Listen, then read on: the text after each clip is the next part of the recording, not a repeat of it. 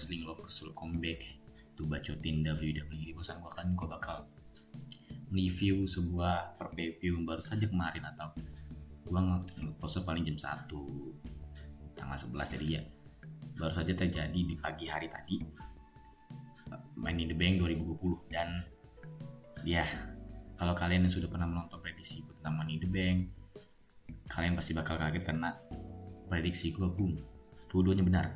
Asuka menang Miss Money in the Bank, Otis menang Mr. Money in the Bank. Meskipun pada saat itu gue bilang AJ Styles yang paling realistis memenangi Money in the Bank, karena pada saat itu gue pikir bahwa ya AJ Styles aja pas datang ke gauntlet match Money in the Bank itu kan membuat semua orang kaget gitu loh. Dan juga kayak epic banget itu datangnya. Jadi kayak ya gak mungkin lah dia dengan kedatangan seperti se-epic itu masa kalah, meskipun balik lagi AJ Styles-nya memang sudah mengangkat koper, dan nanti gue bakal bahas itu di ending atau di akhir video di segmen terakhir, karena kita bakal meruntut dari match-match pertama, match kedua, match ketiga, akhirnya ke corporate ladder match. Di match pertama ada dari Fatal 4-Way Tag Team match yang menampilkan New Day versus The Lucha Dragons, The Forgotten Sons sama The Dirty Seeds, Miz and Morrison, dan dimenangi oleh The New Day. Dan ini menjadi salah satu match yang sebenarnya banyak dikritik oleh para universe WWE. Alasannya mengapa? Karena para universe sudah mulai bosan dengan The New Day, dan gue adalah salah satunya. Gue sudah mulai bosan dengan The New Day yang hanya begitu-begitu saja, yang tidak seperti dulu yang benar-benar menghibur kita dari luar wrestlingnya. Secara wrestling dia dia terlalu oke banget, tapi karena dia di luar wrestling yang menghibur, jadi gue sangat oke lah.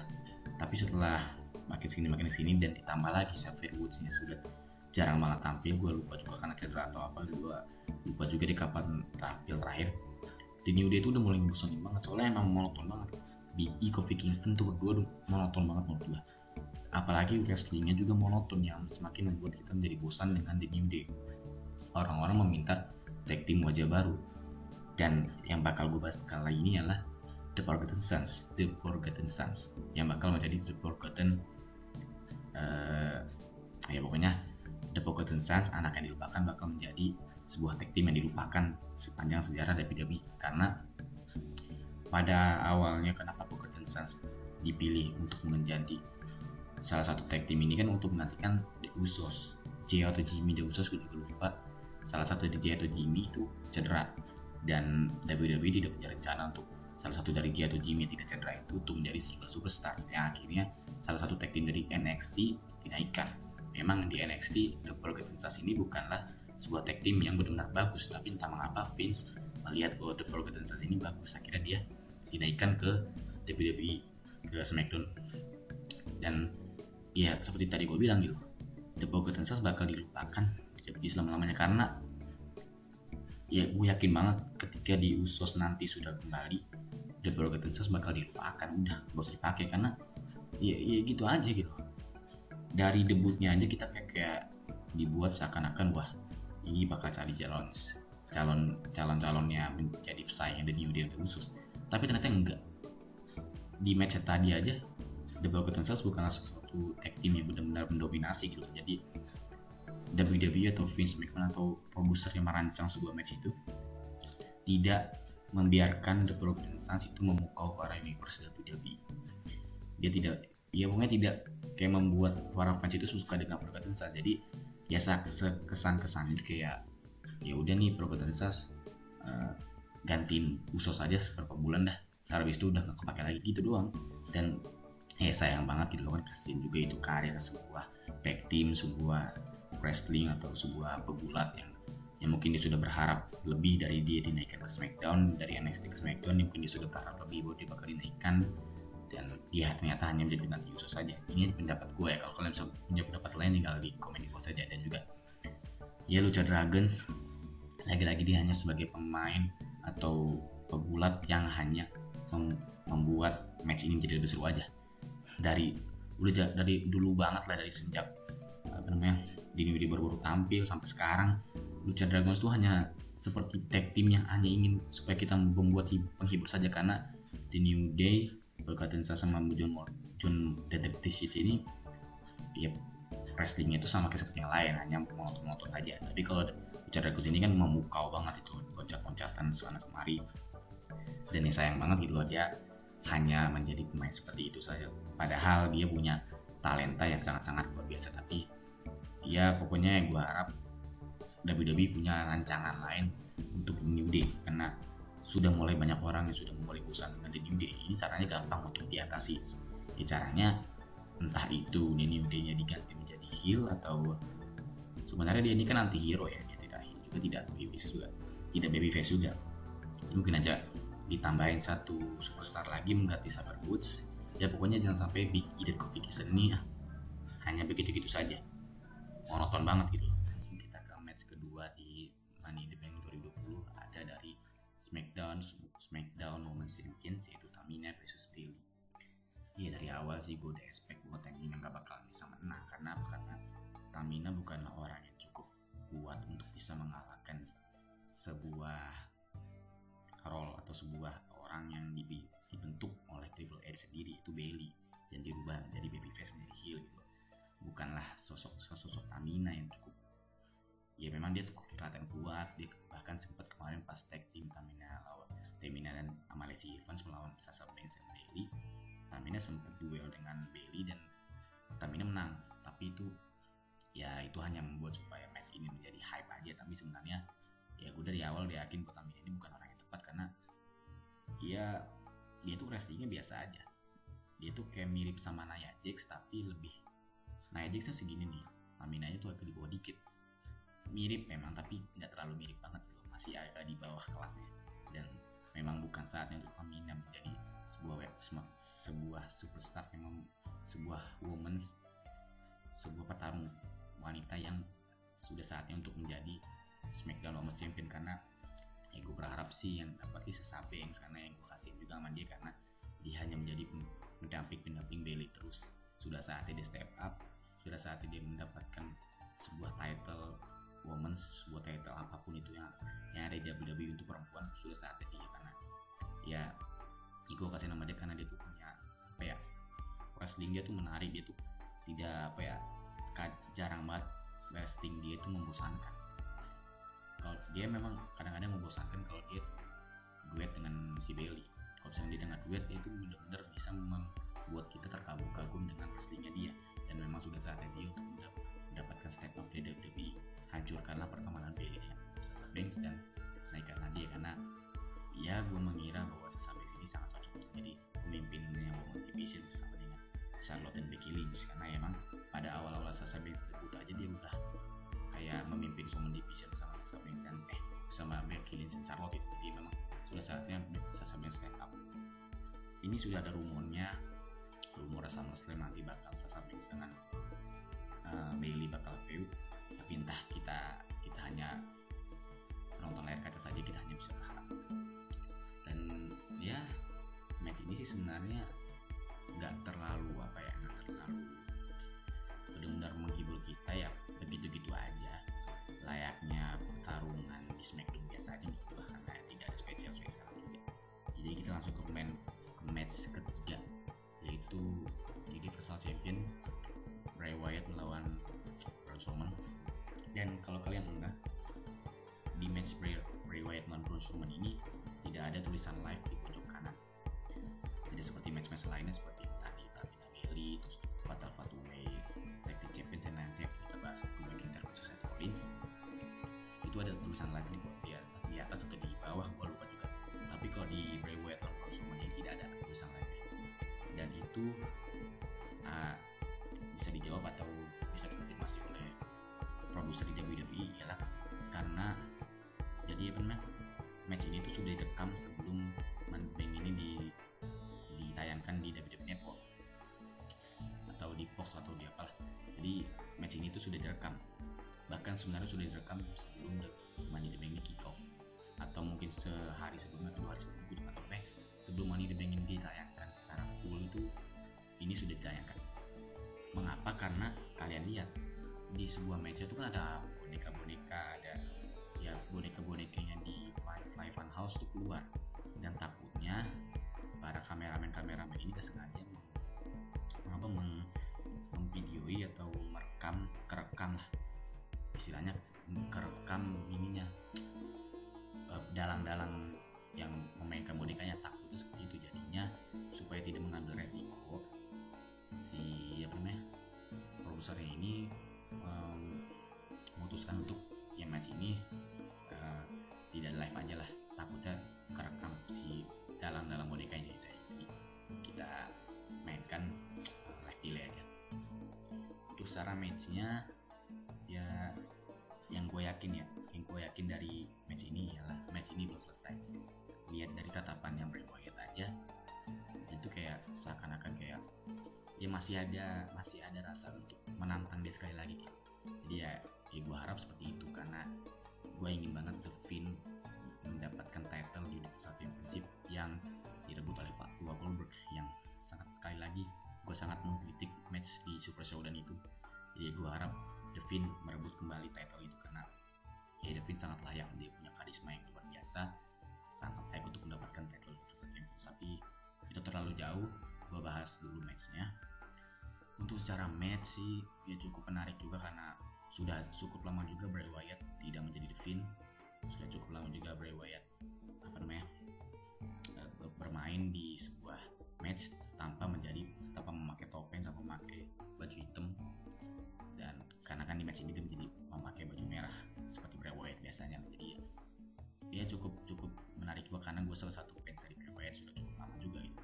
Dan gue tuh sudah memprediksi atau sudah mengexpect bahwa pasti nanti di akhir-akhir match sudah menuju ke ending match pasti bakal ada tuh si Braun Strowman pakai topeng kambing hitam. Gue sudah cukup mengexpect lah ada kejadian seperti itu, karena kan Black Sheep atau Black Sheep atau Dark Sheep ini sudah adalah salah satu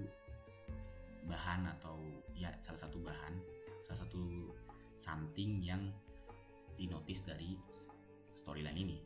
Ya kan, karena Bray Wyatt ini kan sering banget tuh ngomongin Black Sheep ini.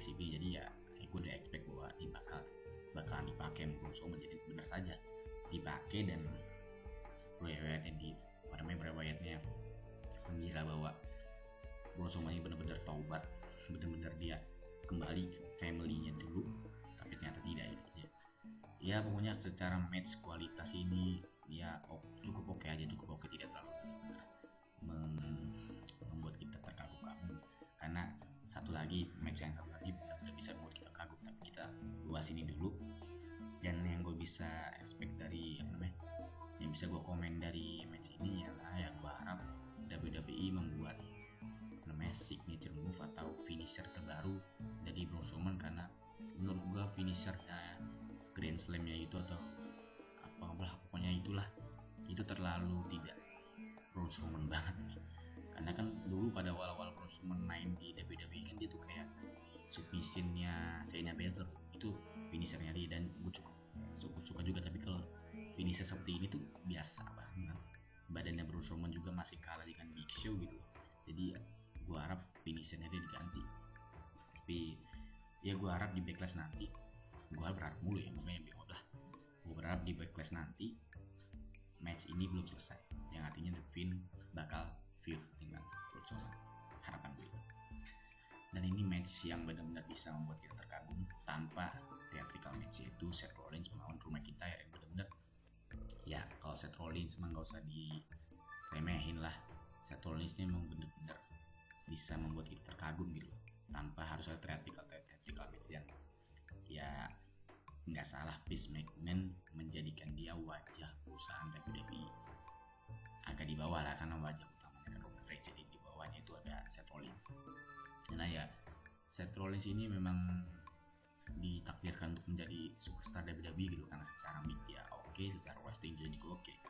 Dan ditambah lagi ada dia melawan dengan bintang yang lagi hype-nya itu Drew McIntyre, yang membuat match ini seakan-akan menjadi sebuah match yang luar biasa gitu. Dan ya gue udah expect bahwa match ini gak bakalan dimenangi oleh Seth Rollins, karena gak mungkin WWE sudah membuat hype Drew McIntyre sekeren mungkin Drew McIntyre sehebat mungkin, tapi hanya dalam waktu sebulan Drew McIntyre melepas title-nya sebegitu mudahnya. Gue nggak expect seperti itu, karena gue sudah membuat video siapakah orang yang tepat untuk merebut title dari Drew McIntyre kemarin lalu. Jadi gue udah expect bahwa Seth Rollins gak bakal menang, tapi walaupun gue expect seperti itu, tapi dia bisa tetap membuat kita tuh ya deg-degan aja gitu loh, karena ya gue sendiri gue berharap Drew McIntyre menang, karena gue ngefans juga dengan Drew McIntyre. Jadi gue berharap Drew McIntyre gak kalah, tapi jadi Seth Rollins tetap bisa membuat kita deg-degan aja gitu. Jadi ya good job Seth Rollins. Jadi match ini mungkin match terbaik selain theatrical match di Money in the Bank. Kalau kalian punya pendapat lain tinggal komen. Dan kita langsung ke pertandingan yang luar biasa, yang sangat-sangat luar biasa, yang sangat-sangat pintar dibikin oleh produser WWE, yaitu Money in the Bank Corporate Ladder Match. Ini bener-bener apa ya, dan theatrical match ini memang salah satu keunggulannya dari WWE semenjak COVID-19. Jadi semenjak COVID-19 penonton udah gak ada, theatrical match ialah salah satu andalan WWE, dan semuanya berhasil, baik dari Boneyard match, Firefly Funhouse, dan sekarang Corporate Ladder Money in the Bank match sangat-sangat berhasil. Gue bisa bilang sangat-sangat berhasil. Gue nggak usah ngebahas pemenangnya dulu, gue bahas dari match-matchnya yang gue bisa most memorable match dan most memorable moments di Money in the Bank ini. Pertama dari si AJ Styles-nya flashback ketika dia melihat The Undertaker, itu kan cukup oke juga. Dan gue bisa notice ketika AJ Styles ngelihat atau flashback terus dia melihat The Undertaker, kan tiba-tiba datang Aleister Black. Apakah mungkin Aleister Black bisa menjadi next Undertaker? Karena gue pernah membuat video, pernah membahas itu juga di video apakah dari 2020 adalah tahun terakhir The Undertaker. Gue udah pernah membahas itu, pernah membahas apakah Aleister Black cocok untuk dijadikan The Undertaker atau dijadikan the next The Undertaker. Dan ya gue bisa notice hanya itu saja, karena Aleister Black atau AJ Styles-nya melihat flashback momen ketika dia melihat dan tiba-tiba Aleister Black datang. Jadi kan kayak bisa ada sesuatu hal yang bisa diharapkan lah. Juga ini food fighting kan, dan yang gue kasihan juga itu Rey Mysterio, Famor bakal turun banget. Dia kalah sama Shayna Baszler. Dan yang gue notice juga Aleister Black-nya benar-benar kehilangan karakternya di food fighting. Ya sekelas atau seseremnya Aleister Black, masa dia bisa main begitu-gituan, kayak jelek banget lah dia juga. Seingat gue dia juga kalah sama cewek ya.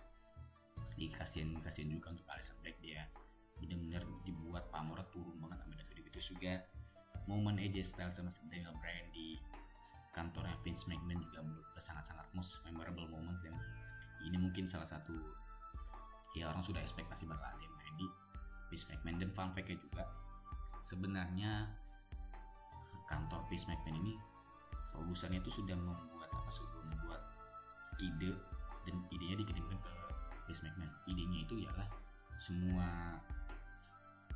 superstar, baik itu superstar atau superstar itu gue nggak tahu juga, banyak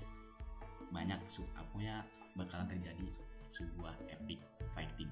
Jadi banyak banget pertempuran di kantornya Vince McMahon, dan itu bakal menarik banget kalau bisa terjadi. Tapi itu ditolak.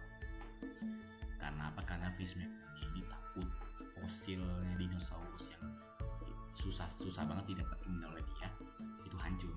Itu ada di ruangannya, gue nggak sempet lihat juga fosilnya di mana. Pokoknya kalau kalian sempat ngeliat, mungkin kalian ya pakai jeli, dia takut dinosaurusnya itu bakalan pecah karena Money in the Bank ini. Jadi ya masa dia hanya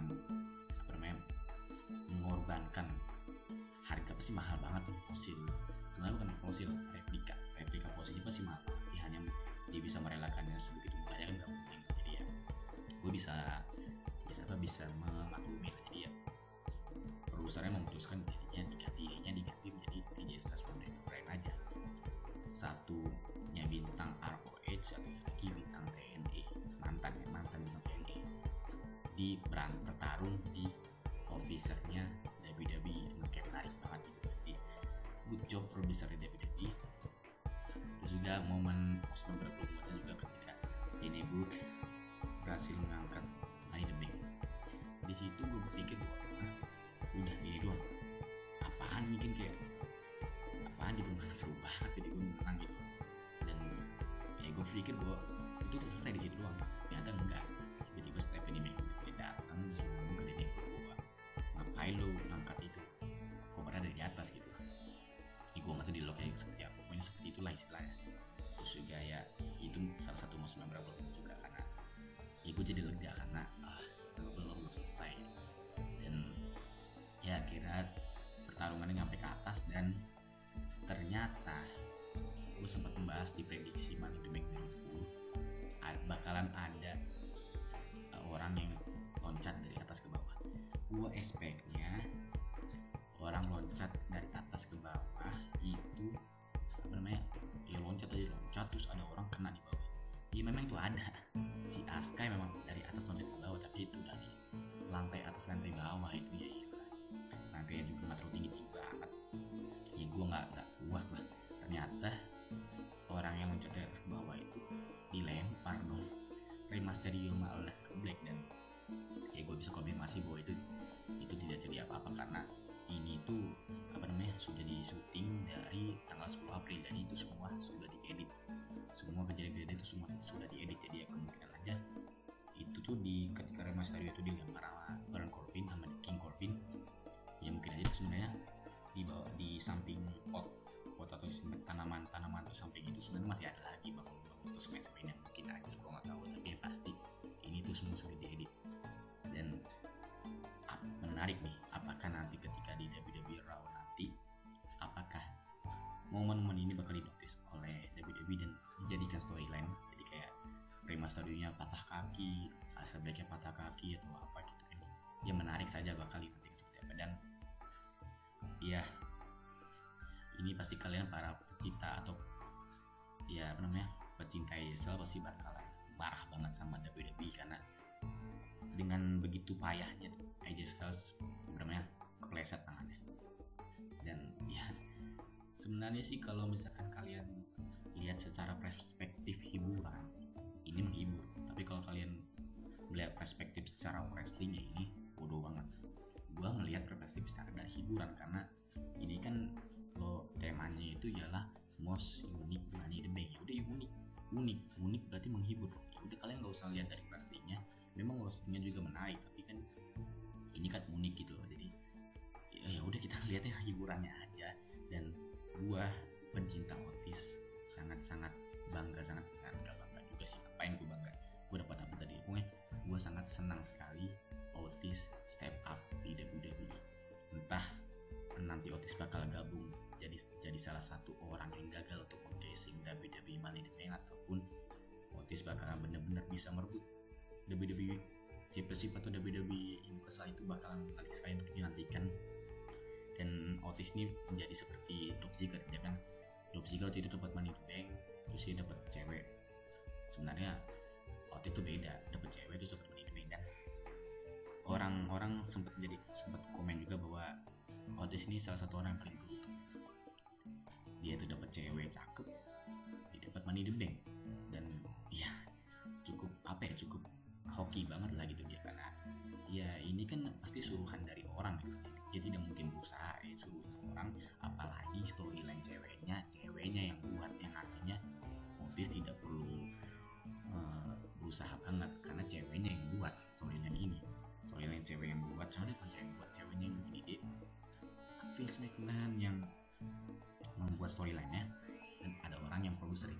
Ya Otis tinggal jalanin aja, tapi dapat ciuman sama cewek udah seneng, dapetin Money in the Bank udah oke banget. Dan ngomongin soal apa namanya, ya pasti apa namanya si Baron Corbin ini sudah 2 kali, nggak sebarang Corbin, King Corbin, takut dimarah kalau misalnya dia nonton video. King Corbin sudah 2 kali hampir gagal mendapatkan WWE Money in the Bank. Maksudnya WWE hampir mendapatkan Money in the Bank. Pertama ketika dia sudah menang kick tangga, si Asuka-nya nonjok. Sebenarnya itu kan kayak ya udah lu naik aja berdua, terus Asuka-nya dapet cewek, King Corbin dapet yang cowok, ya udah selesai. Tapi ya gue mengerti lah apa kan kalau misalkan si King Corbinnya berbarengan dengan Asuka untuk mendapatkan Money in the Bank gak epic, momen gak epic.